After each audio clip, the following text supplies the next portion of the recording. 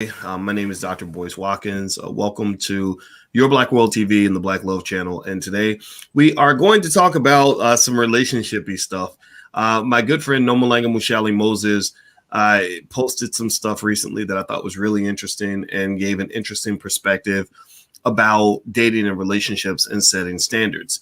Now, as we get started, first of all, I want to welcome everybody and ask you to please hit the thumbs up button. But I want to ask you guys this. How many of you are familiar or have feel like friends who use the term I refuse to settle? People who are single, who've been single for a really long time, who don't seem to have had a healthy relationship in a decade or more, who just keep saying, and you ask them why, and they say because I refuse to settle. Say something in the chat if you know people who say that. And Nomalanga had an interesting perspective on it. We're going to talk about it, but before I begin, I want to ask Noma, how you doing today? I'm doing great, boys. How are you? I'm doing really well, really well. And Nomalanga is all the way in Botswana, and she is part of our Botswana B1 family, and so we've been friends for a long time. I think since what year did we start working together? Noma, was it 2010, 2011? Yeah, 2010. 2010. So that's 11 years now. Oh my gosh, that's so crazy. And so anyway, I thought that your post was really interesting. I'm actually going to try to find a screenshot of it. But I want to ask you, first of all, when you're talking about people that say I refuse to settle, what comes to mind when you think about that? Like, what's your vision of the person, let's say woman, male or female, who says, I refuse to settle and this is why I'm single? What made you even make a post about that? Well, the interesting thing about it is it's usually a person who says that they don't want to settle, but I put across a thought that if let's say you don't want to be alone, right? Let's assume you don't want to be alone. And really, most of the time, nobody does. Right. Assuming you don't want to be alone, being alone in of itself is a form of settling if it goes on for too long. The fact that you want to be in a relationship and you're not in one is a failure. So it means something needs to adjust. Yes, you want to be in a relationship, but you're not, so you're not failing to do what you want to do, right? It's actually pretty straightforward, but people always have, but you don't know, and they have all kinds of excuses and rationalizations, but it's very straightforward. If your goal is to be in a healthy, functional relationship and you're not, every year that goes by, you're failing, right? So you're failing to get something that you want. And that in of itself is settling. So the barrier, I believe, between you and getting what you want is some kind of adjustment that either you're not willing to make or you don't know how to make. But either way, you're in a position that you don't want to be. And you're saying you don't want to settle, but you have settled for being alone, which is not an optimal way of living. Okay. Now, when you say being alone is not an optimal way of living, I bring that up. I want to pinpoint that because there are a lot of people who say, look, I'm alone. I'm by myself. Everything's fine. I can do, I can handle life by myself. Why do I need to have a partner? And I can understand that to some extent, right? I remember when I was in graduate school, I had a very brief relationship with a woman who was a pretty hardcore feminist, very smart. She's actually a professor now. And I've dated, Alicia's not the first professor I've dated. I'll just say that. Because I like smart Black women. I really do. I have a tremendous amount of respect for them. And so one of the things I remember was a frustration of hers was that, as she was working on her dissertation and getting awards and accomplishing all these great things, she would go home and the first thing anybody would ask her is, well, do you have a man? Did you meet somebody? Right. And they wouldn't ask anything about her dissertation, anything about her PhD. And this used to make her really mad. And I actually empathize with that a little bit. Do you think that sometimes we're a little bit harsh on women in terms of expecting or somehow believing that if you're not in a relationship, you haven't succeeded? Well, you're asking the wrong person because I emphatically say yes. I know really explain. I know that I'm supposed to be what's the word? politically correct and say, well, that's a failure.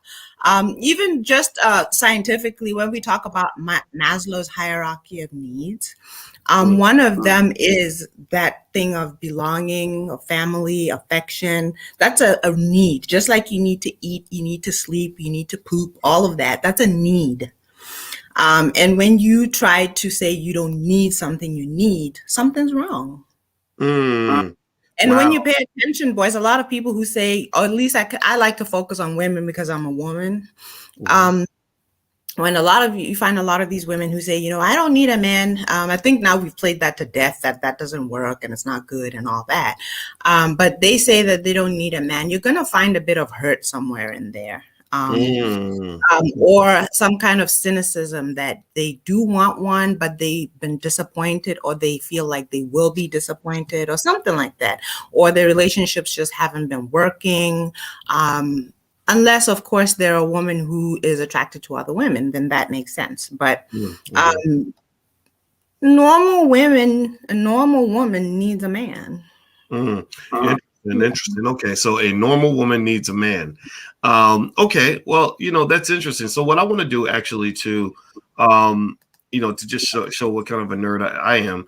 I actually, while you were talking, I pulled up a screenshot of Maslow's hierarchy of needs, so we could kind of debate this and talk about this. So here's an image of Maslow's hierarchy.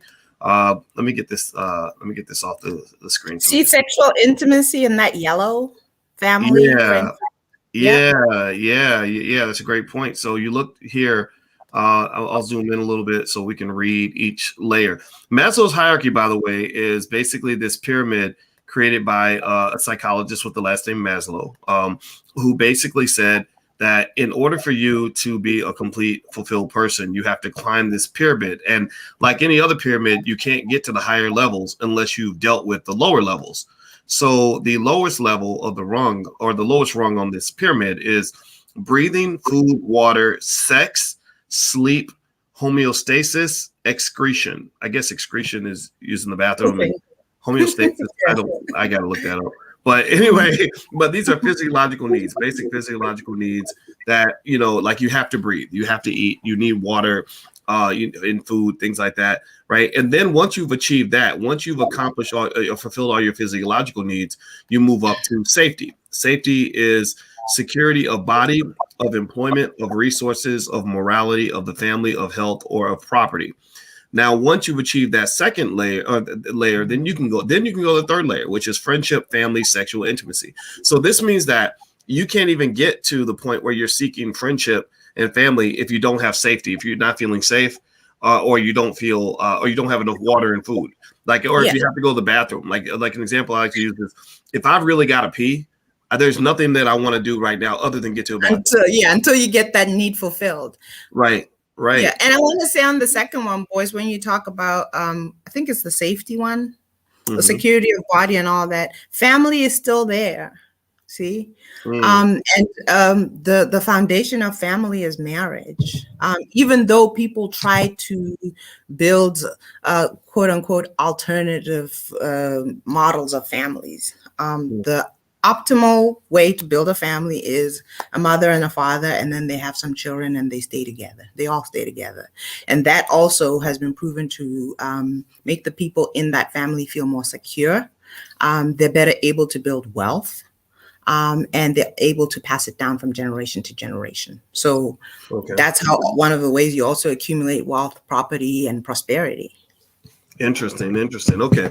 So, and by the way, I'm speaking with Nomalanga Mushali Moses, and we're talking about settling. What does it mean to say, I refuse to settle? We hear people use that term all the time. And you know me, I like to do a deep dive on things. And I think that's the way we achieve greater understanding. So here, so basically, if you look at this, right, here on this third level where you've got friendship, family, and sexual intimacy, to me, I feel like that really captures the essence of what you were talking about. Now, you did mention down below in safety, there is a mention of family. And I think of that in terms of just my family being safe, right? Like I protect my family. I die for that, right? And then once you achieve these things, then you could go for the higher levels, which are self-esteem, confidence, achievement, respect of others, respect by others. And then self-actualization is the highest level: morality, creativity, spontaneity, problem solving, lack of prejudice, acceptance of facts. Which honestly, I see that as just living your best life, becoming your best self, pursuing your passion, engaging in something bigger than yourself, because all your ego has been satisfied, all your needs have been satisfied, right? I have enough money, I have enough, I've achieved certain things, so now I'm ready to, really give myself to something bigger and better and more important than me, right? So self-actualization is the goal. But what you're kind of saying with Maslow's hierarchy is that if you're not fulfilling this lower rung, it's hard to go to the higher levels. So what that makes me think about, and I'm going to ask your thoughts on this, Noma, because I know you're honest about things. So what I picture when you're talking, and I'd like to get your take on that. And remember, this is one point of view, everybody. This is not the definitive answer to anything. This is, Noma's perspective, my perspective, etc. But what I picture? I picture like that high flying person who is, who's like kicking butt in corporate America, making, $250,000 a year, has the degree from Harvard, and says, I'm great, I'm doing well, I've got it all together. But the relationships aren't quite working out. Maybe there's like, I personally believe that a lot of our children, a lot of us that grow up, have unresolved daddy issues, because 76% of all Black children grow up without a father in the house. Not a father down the street, not a father who sees you every 2 weeks, not a father who sees you on holidays. I'm talking about a father in the house. There is a big difference between having that father in the house, and that can create like a gap in terms of understanding men and how we are and the things we do. And so what do you think? I mean, I personally have a heart for that, in that it seems to me that that some of these people, maybe some of them are in denial. But are you telling me that there's no way to replace like the love of a man for a heterosexual woman if she doesn't have that? No, there's no way to replace it. No, really? No. Okay, so let's talk about that more specifically. The reason why I use the word optimal is because that's what I mean. I'm talking about the best. And I remember we had a conversation many years ago, and I talked about how you can run a race and you can have one really, really strong leg and hop your way to the finish line. Even if you've trained that leg really well and all that other stuff, it's still not the optimal way to get in the race. See, a person with two legs could probably do better than you, even if the legs are not that well trained, because that's how it's supposed to be. You're supposed to run with two legs. And it doesn't make any sense to me to be the person who chooses the one leg and defends it. And sometimes it's because we didn't end up that way by our own choosing. It's just how it happened. Mom was alone, now I'm alone. Grandma was alone, that's all I've ever known. And when you say it's not okay, you're saying I'm not okay, you're saying mom's not okay, grandma's not okay, and how dare you, and all that. So you find a lot of emotions flying around about that.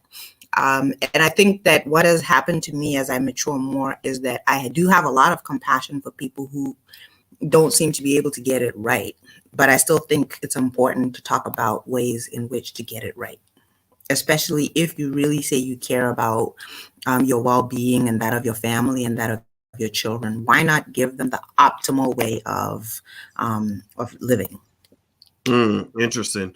So I'd like to ask everybody in the room, first of all, hit the thumbs up button. Hit the thumbs up button if you haven't done it yet. I'm talking to Nomalanga Mushali Moses, and maybe Noma, you can give me even a URL or something, or an Instagram where people can follow you. Can they follow you at Noma Moses on Instagram? Yes. Okay. I'll put that on the screen. But I want to ask you all, give me a yes or no.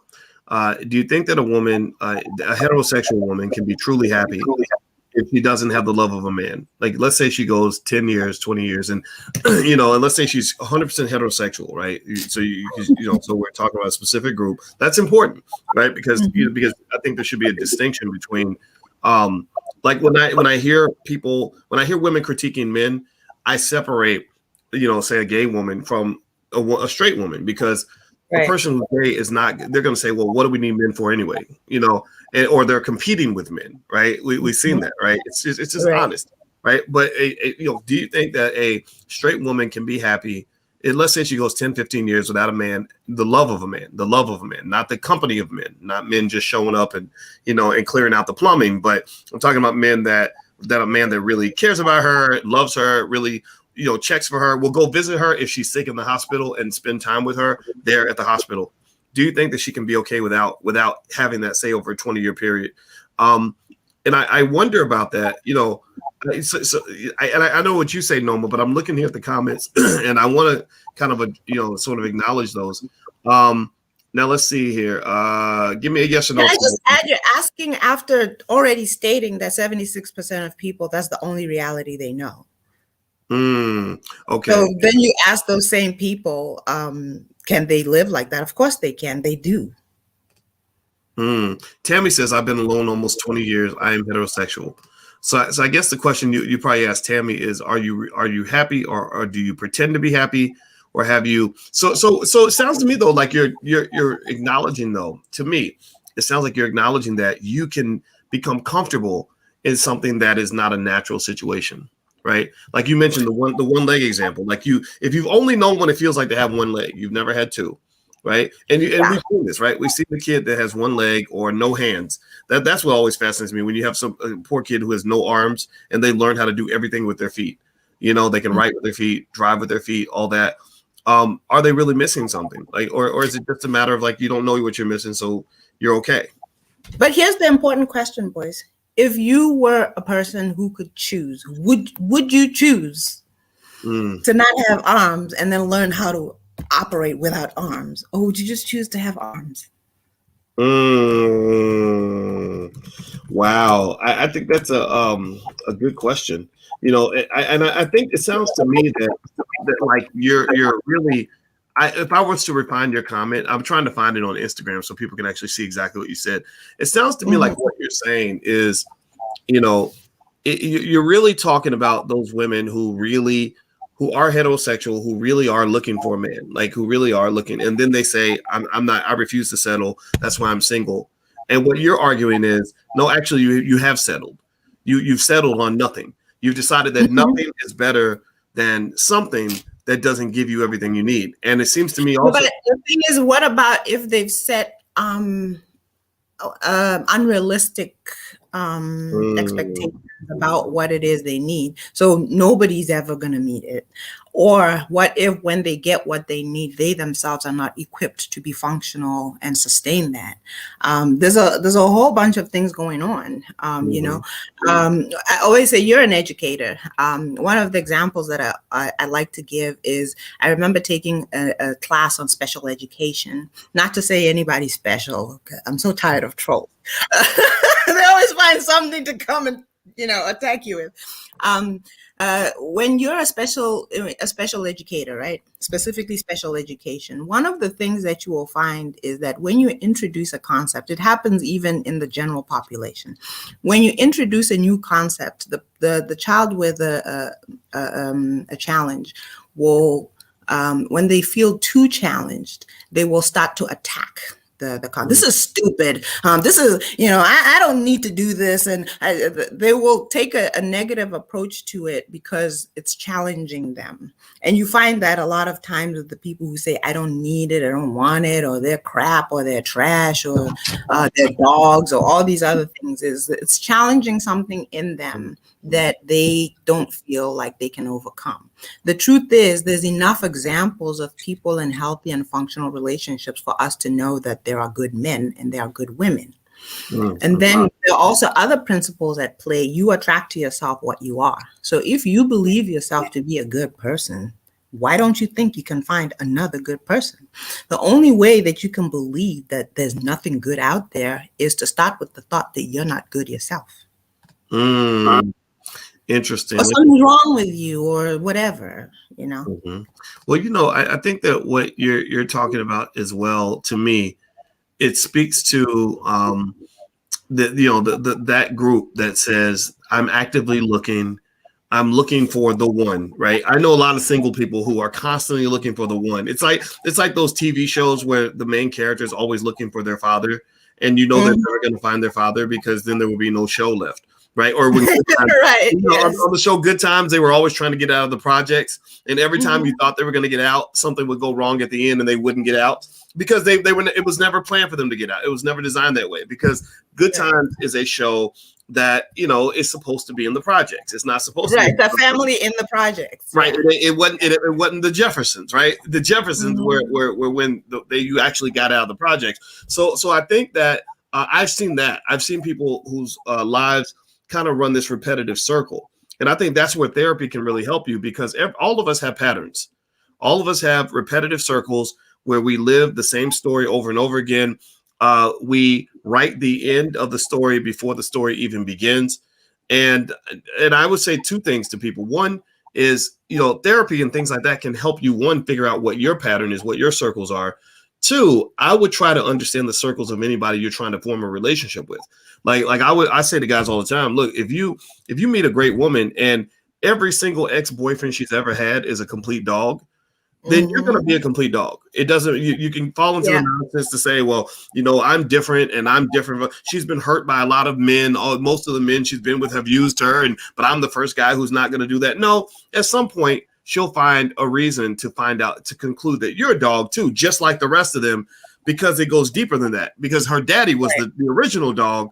He was the first one to start barking, and every man's been barking ever since because she's never actually done the work to confront that pattern that exists in her life. So I've seen that a lot, and I think it's a very dangerous pattern, because if you're having a long series of 6, 7, 8 month relationships, that's a lot of people in your life, a lot of energy, a lot of diseases, a lot of stuff. Right? What do you think about what I just said? What are your thoughts on that? Yeah, the most basic way that it's easy to understand that is somebody who maybe has this thing of saying, everybody I ever love always leaves me. Then they find a good person and they tell them, everybody I ever loved leaves me. And then they say, well, I won't leave you. Do you know they will begin to do all kinds of things to until you actually leave? And then it plays into their whole thing of, well, you see, everybody leaves me. And they never take the time consider that there's something in me that causes people to leave. If I fix that, I can finally find someone who won't leave. Now, that's not the only scenario, but that's the most simple one, where they keep doing things to make a person leave and then say, see, I was right. Everybody leaves. They're dogs. They leave. They use you and then they leave you, Wow. Yeah, I think that's a heavy thought. I think that's a really important idea that everybody needs to understand is that, again, because I guess because my wife is into that whole subconscious mind thing and she's also into metaphysics. One of the things that she really believes and we talk about it all the time is that you tend to attract what you are, or you tend to attract people that are a reflection of who you are. Right. And what's going on inside, right? So you think every man's a dog and somehow you just end up in the kennel every single time in every relationship. And there's something inside of you that's connecting to that. Like I literally, when I wanted to try to understand myself better, I learned a lot about myself by looking at the women that I've chosen throughout my life. Like really, I saw my whole evolution and how I evolved as a person. It's almost like you ever see those things where they do a documentary on a musician who or the Beatles or something, and they'll talk about every album, and they'll say, well, in this era, so and so was going through a divorce, and he did this album because of blah blah blah. But then in this era, it was during the war, and they were responding to the war. And then this era, the group was starting to break up, and this is why they did this album, and this is what this song means, right? Like I see my life that way. I could literally break it down to you and say, yeah, in that year, this is what I was thinking. This is where I was. And that's why this person made sense to me at that time. Right. And I think that those who are not able to kind of see that pattern in themselves, you can end up just kind of missing the mark. And I think that it's also a matter of being honest with yourself. Some people will sit here. I think it's politically correct to say, well, I just haven't found the one yet. Right. When you know damn well you ain't never gonna find somebody that's matching your list of 47 very specific agenda items that each person must fulfill for them to be the one. Right. You really don't want to find the one. And here's the other thing, boys. Sometimes there is a person with that that fits that list, but they don't want you. Yeah, that's a whole nother conversation right there. Yeah. stuck in this whole loop of whatever you're stuck in. Yeah, that person's out there, but they don't want you. Mm. That creates a whole nother interesting dynamic in relationships that people don't talk about. Is, I think sometimes we get tricked. We get tricked into thinking that every person that we want is also going to want us.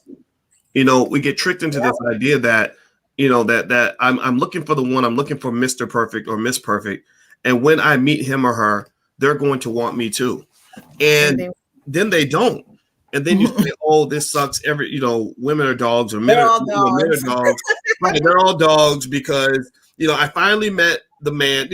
I've seen this. I had a friend like that where we talked about it because she was like, oh, I finally met a man who, and the list was crazy, and the guy makes $1 million a year. He was 6'3", very handsome, had an MBA and all this other stuff. And she's like, I met him and they slept together a few times and then the guy left. And I said, I just had to say, I said, you don't think that a guy that has all those criteria, you don't think he has lots of options? A lot of options, right? Yeah. You were in a competition. You just didn't know it. You thought you were the only competitor, maybe because he was only sleeping with you at that particular time. But I guarantee you that there's a good chance that when he walked out of that hotel room with you, he was texting back 2 or 3 different women, right? That were in his circle on some level. And I think that's another little art that I've learned that a lot of people don't understand that. Having somebody that will spend time with you is very different from having somebody that will really commit to you. Commitment is a whole nother level of connection that goes beyond just the sex. I know a lot of guys that have a lot of money and fame and everything else, and they can have sex with a lot of women. Like, that's easy. That's not a big deal. But when they pick a woman and say, this is the one I'm going to focus all my energy on, and I'm dropping everything else so I can focus on this one person, that's just a whole nother level of commitment. What do you think? I think that's true. And the other thing is you have to think, a lot of people put a list together of a person that's exceptional. So in order to attract an exceptional person, the very first thing you have to do is get to work to be exceptional yourself.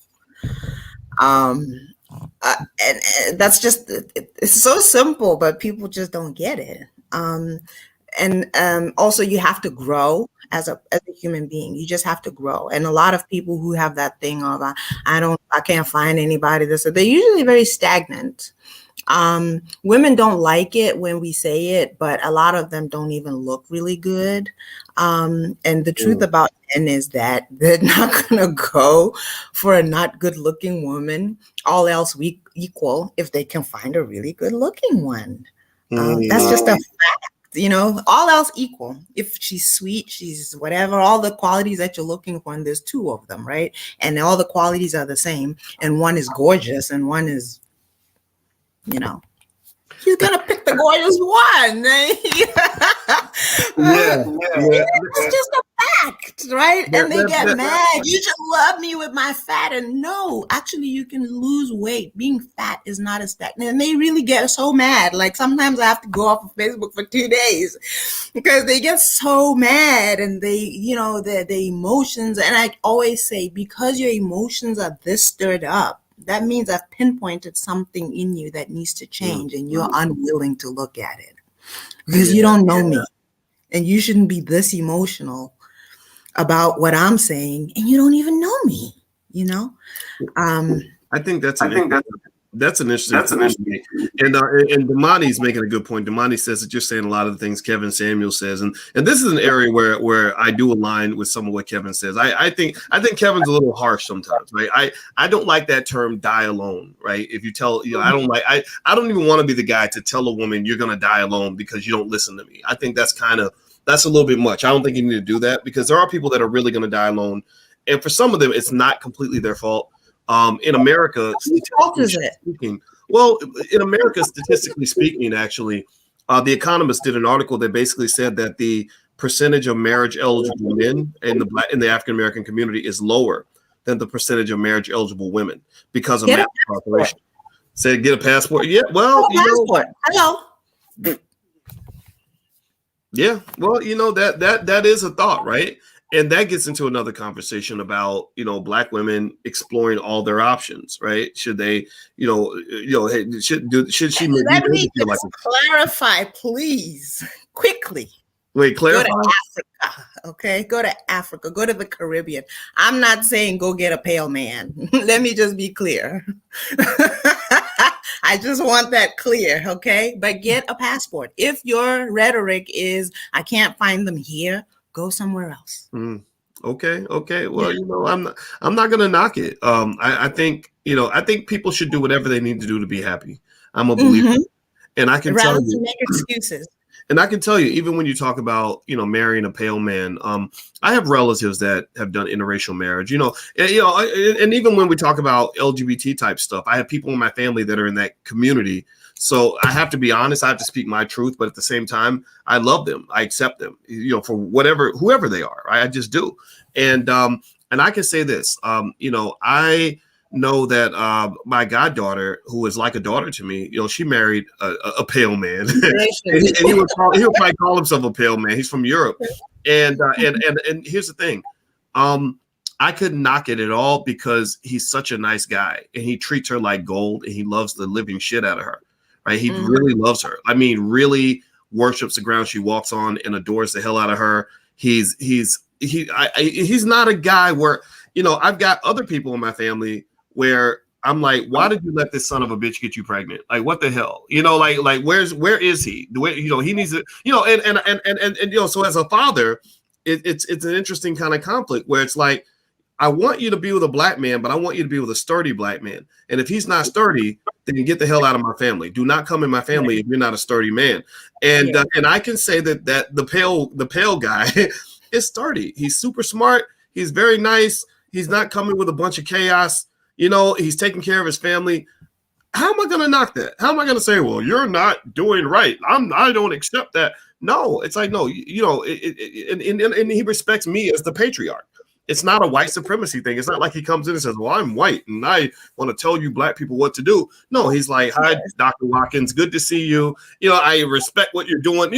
So he's a great guy and I'm not going to back away from that. So I personally think that when you're talking about all of this, I encourage anybody, like, don't be listening to what other people tell you. Like, find your bliss, whatever that looks like.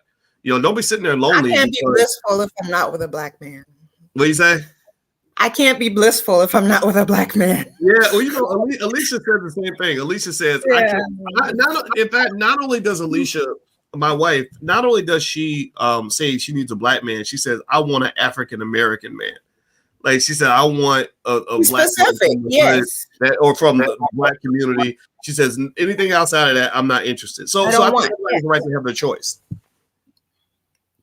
Yeah, I stand by what I said. I can't be blissful if he's not Black. Yeah, I'm right with Alicia. Although I wouldn't say African American, I would say African, but I include African Americans in my umbrella of African.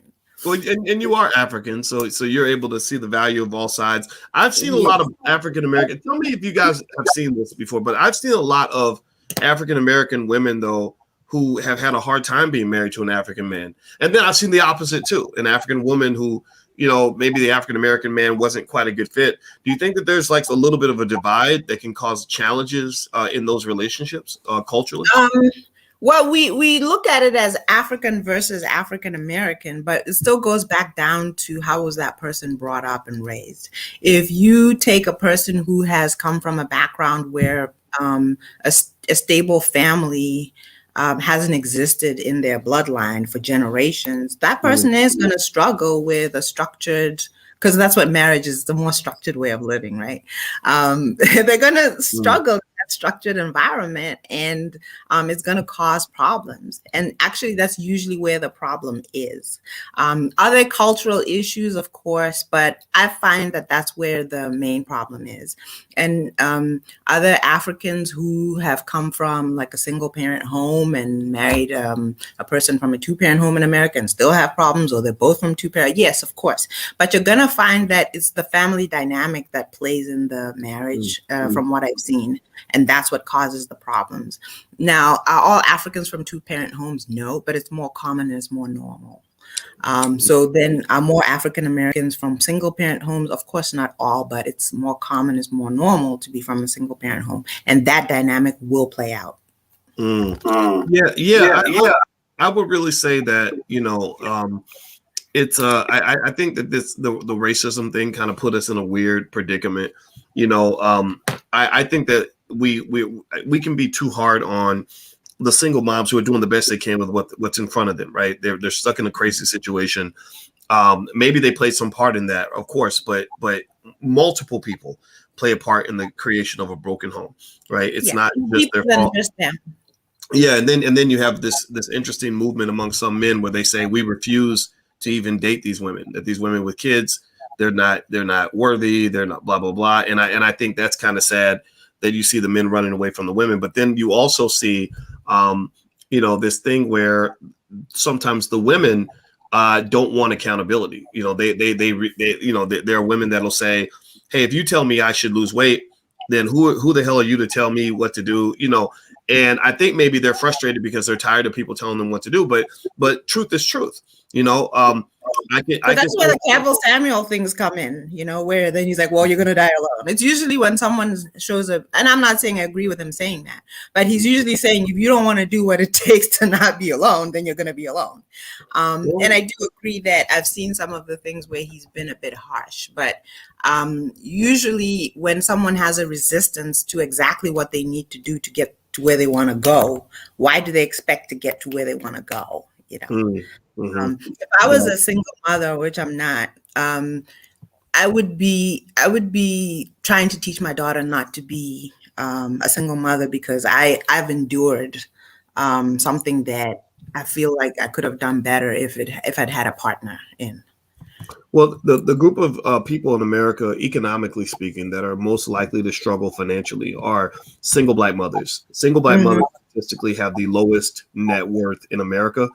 And that's in close competition with single fathers who have kids in multiple households, right? And so when what I would say almost is that, when you use a Kevin Samuels term like you're going to die alone, I would like to see that term used to also talk about the men who, you're young and you're getting all, you have these women and you think you're going to be young forever. And then you look at guys, these 50-year-old rappers who are dying alone, because they never committed or invested in a woman. And so to your point, the way you're describing the need of a woman's need for a good man, I don't think it's far-fetched to say that a man does need a good woman. What do you think about me saying that? Absolutely. And actually, you can go check it out. The statistics that show that, and it's interesting that you said die at 50, because they do, right? There are statistics that show that being in a healthy, functional marriage will extend it will increase your wealth, it'll increase your health, and it increases your happiness and well-being. I can confirm that I've noticed, for example, that first of all, everybody saw me lose all that weight when Alicia and I were together. That's the first thing. It was because she wouldn't let me eat the stuff that I was eating when I was single. It wasn't that she told me I couldn't eat it. It was just that every time I ate it, she'd be there and say, "Now, boys, you shouldn't be eating that." And I would say, "Yeah, you're right." And I put the donut down, right? But it wasn't called accountability. Yeah. Right. And and we started working out and all that. But then also the wealth piece you're talking about. I don't know if it's a coincidence or not, but I know that my net worth probably doubled during the time that we were together. And I think a lot of it, part of it is just natural evolution in terms of getting better at what you do. But then the other part of it was this sort of feeling as a man, that you're not a boy anymore. Like there's something about marriage or commitment that makes a man stand a little taller, his back's a little straighter, because he knows he's got these people depending on him, right? Your children are looking up to you like you're like they look at you like a superhero. If you're doing your job, they do, right? Like, oh, he's got us, he's gonna keep us safe, he's gonna handle it, everything. So you're trying to maintain that. You want to maintain that, right? And what that does is that brings out the best part of you, as opposed to maybe when you're single, when maybe you either maybe you don't feel the need to be as accountable and responsible, or you maybe take chances in a lot of risks that can cause you problems. Like even little things like the Bill Cosby thing shows what can happen when a man is laying down with a new woman every week. One crazy woman can derail everything you've ever worked for your whole entire life. Bill Cosby probably had about 30 or 40 crazy women somewhere in his past. And I think that is something that men are not encouraged to think enough about. Right? What do you think? Yeah. I totally agree. And even if we go back to that pyramid that we're looking at, Maslow's pyramid, you need, that family structure to be confident, you see, and how you walk out in the world. And without it, can you get there? Yeah, but again, like that's why I keep saying I like using the word optimal. Is that the best that you can do? Is that the best way to do it? There are exceptions to everything. People will say, well, Nomalanga, you always say people should be married, and I know so many rich people that are not married. Well, yeah, those are exceptions. The other thing is, how about if they were married, they'd be even richer. So you don't know if they would be even richer than that. And then the other thing is it's a way of protecting your wealth. And a lot of men will attest to this. When you have a woman who actually cares about you and loves you and wants to build with you, the way she approaches your money is much different than a woman who's trying to just get something and keep it moving. Who's trying to extract something from you, it's just radically different. And a man who has enough to lose will recognize that difference. Well, it's I do know that family is better for legacy. Especially, you get a little older, you start realizing, okay, I'm not going to be here forever. And being part of a structured legacy, I know, for example, that if I was in the hospital and incapacitated, I wouldn't have any concerns about Alicia making sure that I got everything I needed. I know that if I died, I have people in place, including her, that I know would handle my estate, really well. And that helps me sleep at night because you can die any day. You never know what day you're going to die. Right. I think that as a single man, don't get me wrong, I think there are benefits to being single. And I think that, and I don't blame anybody that loves it. I loved it for a long time, but I also love this, and it's really a yin yang. You're gaining one thing, but you're losing a couple other things because everything requires an investment. And also to your point, about family and wealth. It's interesting. I always had that a conflict in my head. It's like, okay, on one hand, when I was single, I was able to do things single guys could do. Like I could work till midnight every night. I could take chances that I couldn't take as a married man, meaning like I could literally risk all my money. Like Mark Lamont Hill made fun of me because 15, 20 years ago, I declared bankruptcy. And that was because I was taking chances on my business and it didn't work out. Right. And I was like, those are the chances I was taking because I wanted to succeed that bad. I don't know if I could have done that as a married man. I think my wife would have kicked my butt. Elon Musk almost went bankrupt. Like he had $100 million when he sold PayPal. And he whittled away 99 out of $100 million trying to start SpaceX, right? And as you see, Elon Musk has like 4 divorces or something, or 3 or something, right? Which is ridiculous to me. But still, there is that benefit, I think, to being single, especially when you're young. And I don't want to knock that at all. But I think what we don't have as much is we don't have people saying, hey, yeah, there are benefits to being single. That's awesome. But, marriage can be pretty cool too. Marriage is good in the sense that it, among other things, it definitely keeps you out of trouble, right? It's as you mentioned, having the right partner that you can build with. That maybe she's got her own stuff. She's doing her own thing. She's building her own business. She's bringing her own resources or whatever. That's pretty cool. If that's what you want. At the very least, she's a person that's going to take care of your children, maybe while you're doing other things. And so I encourage people to just kind of understand there are benefits on both sides. But either way, though, whatever choice you make, you got to prepare for that choice. And that's why I liked your post about settling.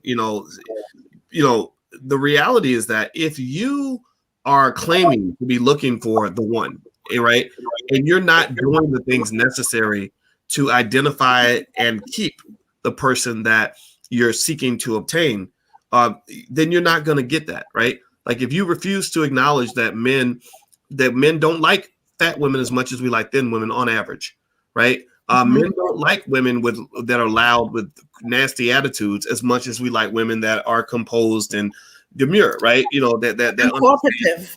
right, that are feminine, whatever that means for anybody, right?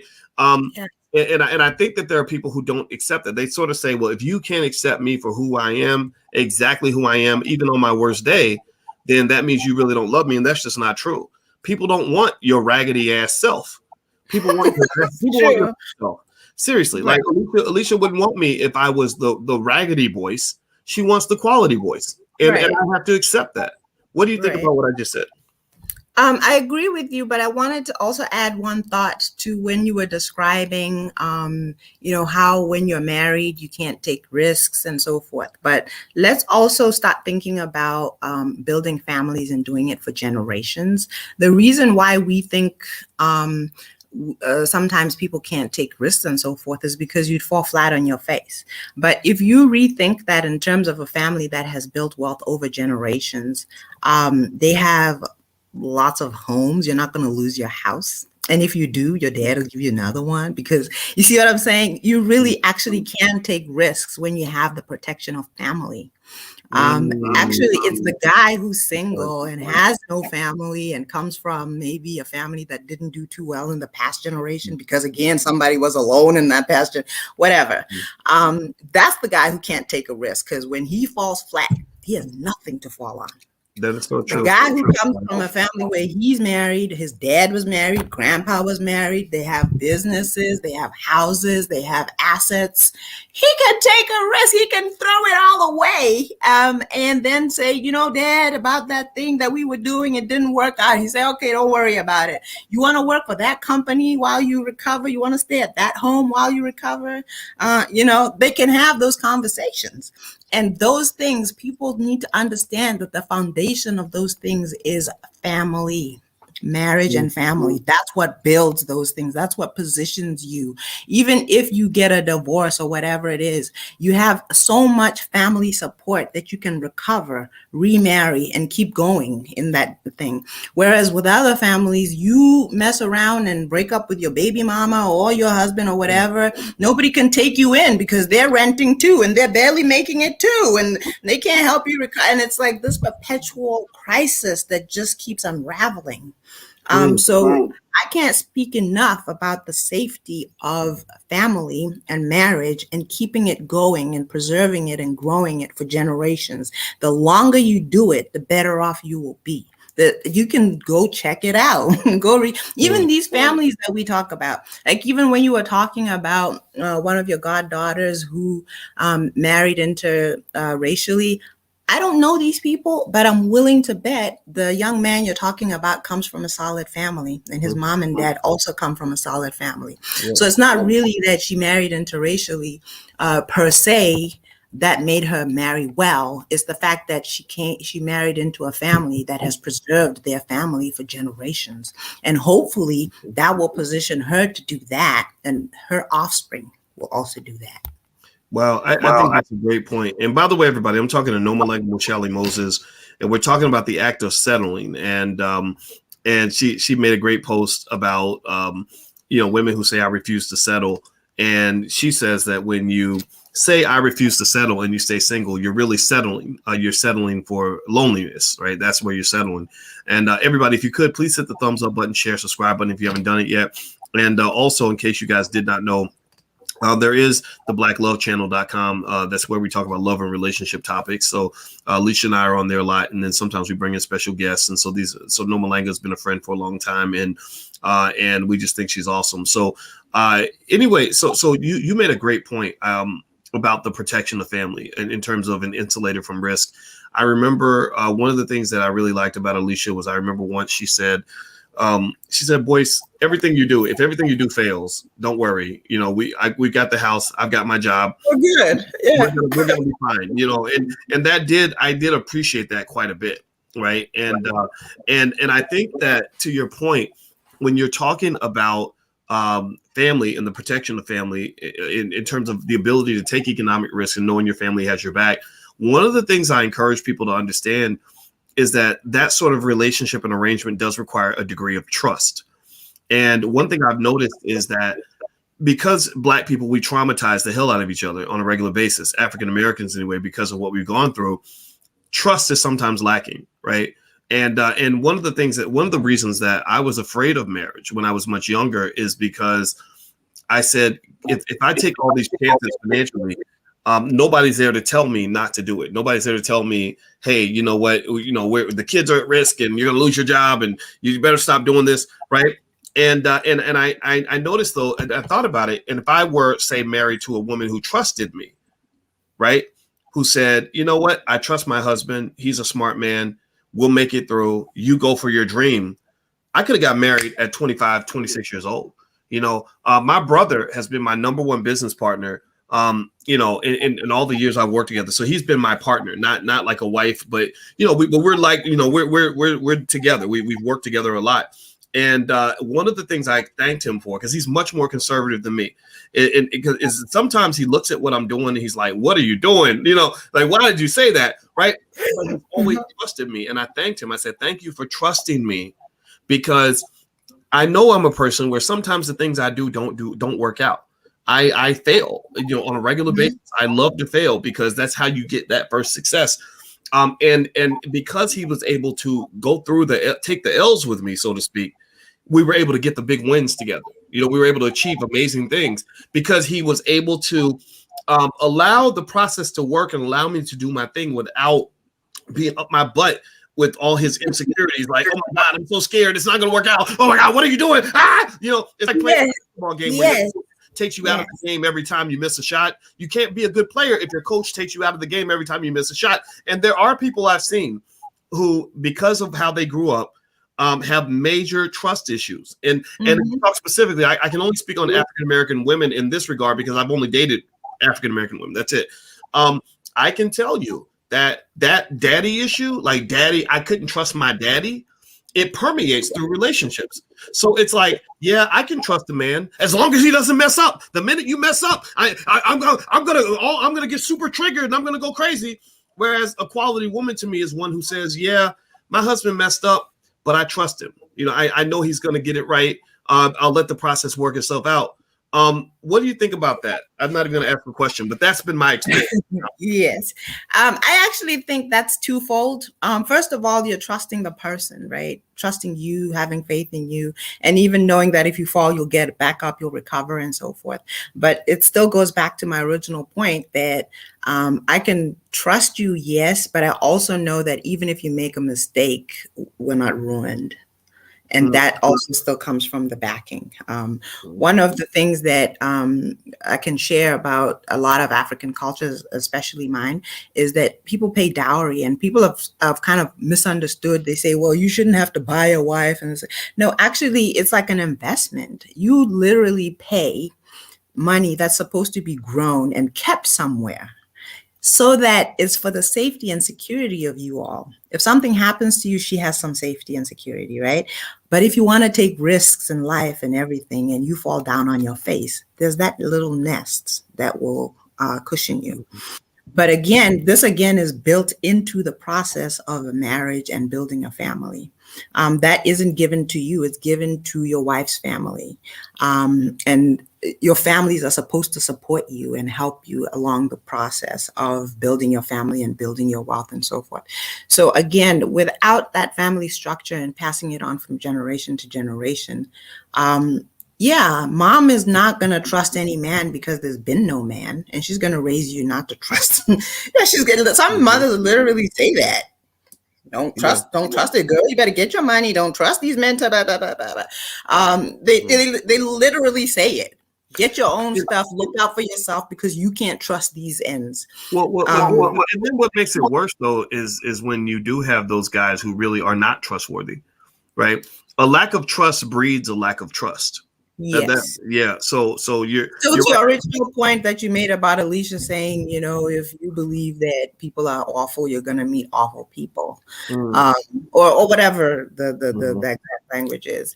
And that's a self-fulfilling prophecy for a lot of people. You are dealing with people who are going to disappoint you, and they disappoint you, and then you tell your daughter that, well, don't trust it. I had 5, and the thing is, you're going to say it. I had 5 men in my life, and all of them disappointed me. I can tell you they're all going to disappoint you. But you go to another family where they've had generations of trustworthy men, they're kind of like, well, yeah, if you get a guy that's not trustworthy, he is gonna let you down. Why didn't you get a good one? And again, people's emotions like flying around when you say these things, especially when they haven't known anything different. They think you don't live in the. I've been told I don't live in reality, or I don't live in the real world, or I don't know things, and so forth. And I can appreciate that. Even though I've suffered disappointments and loss and failure and all these things in my life, I can't say that about my father. I can't say that about his father. So that's what's said in my mind, that a man is trustworthy. He won't let you down. He'll take care of you, and so on and so on. So I feel comfortable saying that. And another woman who's had a different experience is going to feel more comfortable saying something else. Yeah. I definitely heard everything you were saying, and I think in general, I can be honest and say I've seen women in different categories. There are in my view, the quality women and the women who don't quite, make the cut, right?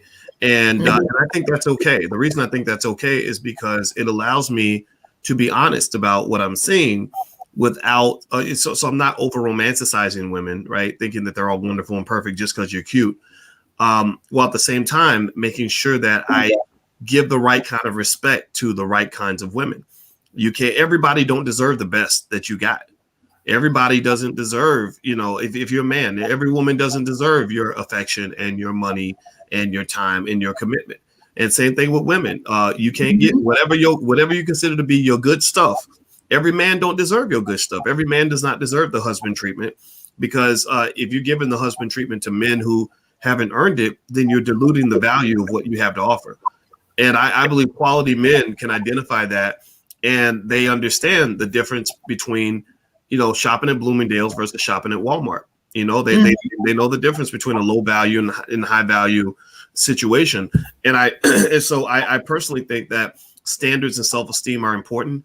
That's why, for example, I don't fall for any of this nonsense ideology that says, if I support Black women, I gotta just support every Black woman. No, I talked about Lizzo and her record label promoting obesity as body positivity, and y'all heard me talk about it, and I don't take a single word back. I don't care what anybody says. Oh, but you hate Black women. No, I want y'all. I like Black women who want to do better. Those are my type of women. My type of women are the ones who say, no, I don't want to have diabetes, heart disease, and strokes and act like that's okay. No, I want the women. It's not that I have an issue with women being obese. We're all, we all have gone through something like that, right? But it's like, no, stop telling me that a negative is a positive. No, I can love you. My wife loved me through my obesity, but she did not pretend like me being obese was as good as me being healthy. That's a damn lie. And I bring that up because, I think it's okay. I think same thing for women. I see women who will be so determined to say, I support Black men, that you'll have a Black man doing something stupid and foolish and ridiculous and humiliating. And they'll be like, well, I want to support Black men, so I'm going to no, don't support those Black men. No, seriously. Because I've seen so many quality women just dating men who are complete trash, garbage men, just literally worth 2 nickels on the ground, right? And you're trying to treat that man like a king, and he hasn't earned king status.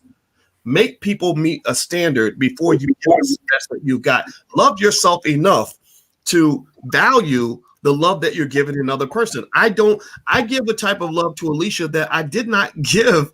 I had a girlfriend for years before Alicia. No one knows.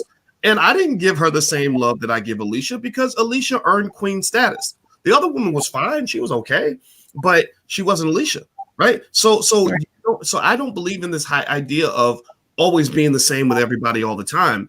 And what happened, because if you do that, what's going to happen is you're going to feel burned, because you're going to give this amazing love to somebody who didn't earn it, and they're not going to value it. And you're going to start feeling like all men are crap or all women are crap because you basically gave away your best to a situation that wasn't worthy of you and worthy of your best. So save your best for the best. You must be the best to get my best. That is my rule. And that is a rule I think everybody can consider adding to your arsenal in terms of how you approach relationships. Noma, I'll let you get the last word. Please, what say you? I don't need the last word. What you said was exactly what needs to be said, boys. And I can't say anything more. It really is true. You have to be your best and then give your best to someone who deserves your best. Yes. Yeah. Give me your best. I'll give you my best. Love, I believe, could be reciprocal. But at the same time, I think love requires a tremendous amount of patience. Hmm. Patience meaning that you can't just get triggered over every little thing. You got to have some resilience. You got to, like that New Edition song I always cite, can you stand the rain? You Yeah. have to stand the rain. And I think a lot of people can't stand the rain because they're too caught up in the fairy tale, or they're too triggered and afraid of whatever. And they just, because you're afraid, you're scared to avoid. A lot of people can't have healthy relationships for the same reason that a lot of Black people can't start businesses, because starting a business requires you to go through some hell to get to your heaven. You're going to have a lot of risk, a lot of setbacks, a lot of things you're afraid of. So a lot of our people don't become entrepreneurs because when they see a risk, they're thinking about the downside, not the upside, right? So love is the ultimate risk. It's a bigger risk than a financial risk because you're risking your heart, your emotional well-being, etc. Because a lot of people see the downside and can't see the upside. They just say, you know what, I'm going to stay away from it. I'm not going to get too involved. I'm going to just have a bunch of temporary, simple situations as opposed to having something that's meaningful, because it takes a whole different set of skills. And one piece of advice I would give everybody is, get therapy, get some help. There are tools that will help you manage relationships in a healthy way. Don't try to do relationships. To me, are not something that you want to approach with a do-it-yourself mentality, because you don't have what you need, especially if you never saw a consistent, strong, loving relationship growing up every single day as a child. You're probably going to have to go learn some skills on that. It doesn't mean that you're flawed. It's not your fault that, however you grew up, but you got to supplement that so that when you meet the right person, you'll know how to address that situation to make that thing last. So I've been long-winded enough. Thank you for listening, everybody. And Nomalanga, thank you for your time. I appreciate it. Thank you, boys. It was a great conversation. Yeah. So where can people follow you? I'm gonna put your Instagram. It's Noma Moses on Instagram. Yes, it's at Noma Moses. And I'm a Facebooker. I'm always on Facebook at my name, Nomalanga Charlie Moses. Okay, so I'm gonna put your Instagram up here first, and then I'm gonna also put up your. So everybody go follow Noma on Instagram, and I'm gonna put your name up, so people can follow you on Facebook. Because believe me, Noma's a firecracker. She's a lot of people, but I love it. I love it. I think it's great. There you go. You can also follow her on Facebook. Did I spell that right? Yes, you did. Okay, I was making sure. Every time I spell your And name, that's an accomplishment, boys. yeah, I know. I spelled it wrong for about 6 years, which is ridiculous and pathetic. I'm so sorry for that. All right. Okay. So anyway, guys, I'm about to get out of here, and I hope you guys have a good day.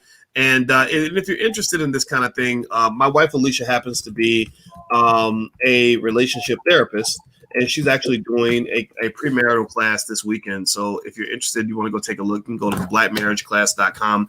The URL's right there on the screen. So feel free to check out the blackmarriageclass.com for this weekend. And also you can follow her at coachingwithdralicia.com or on Instagram at coachingwithdralicia. So we have a lot of resources that can help you. And I hope that you find whatever you're looking for in life. God bless you. And I'll see you guys soon. Take care. Bye-bye.